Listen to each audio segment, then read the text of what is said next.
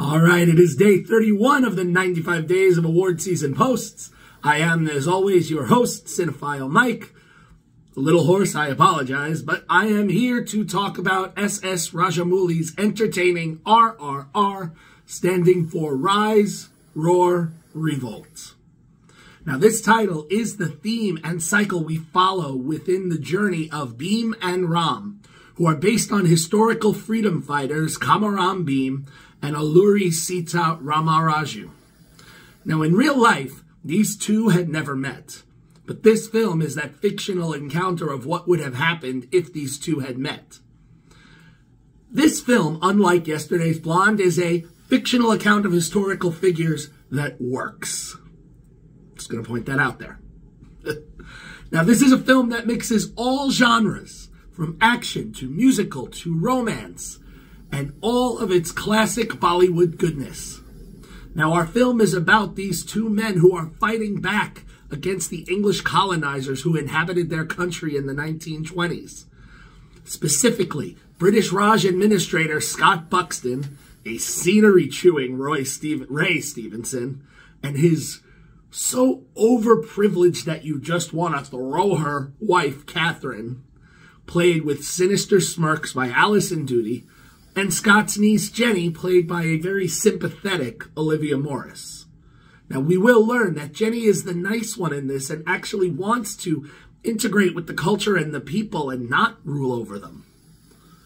Now, at the start, Buxton and his wife buy, for a rather cheap price, so we may as well say they abducted, a young girl of the Gond tribe, Millie, for her artistic abilities. Enraged and under a guise, the tribe's guardian, Bhim, played with unrelenting perseverance, as unrelenting as the animals he fights, by N.T. Rama Rao Jr., he goes to save her from the English. Now, unbeknownst to him, there is another man, Ram, played with a very convincing swagger by Ram Charan Teja, who has his own revenge plan against the British Raj because they had slaughtered his people, but he is under the guise of a policeman who is determined to make sure that he is able to collect enough weapons to take them back to the people in order so that they can, as in the title, roar and revolt back. Now, various events as we watch this film will pit these men against each other, but also have them fighting on the same side. And we will see how their paths intertwine in highly entertaining fight sequences and stomp your feet, make you feel good, happy dance numbers. Now, for its award season chances, I would say, as it has been picking up nominations for most other awards, it is a lock for a Best Foreign Language Feature nomination. Also, there are some other categories, though, that I feel that RRR should be recognized in. Senthil Kumar's cinematography should be in the conversation because the action, the fight sequences, everything is captured so well that you can't look away from the screen. So again, a Best Cinematography nomination could be in contention. Additionally, the costumes are so beautiful.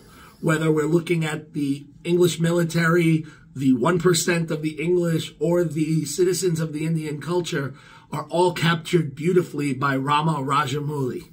So I do feel that this film could enter the costume conversation as well, and also the visual effects.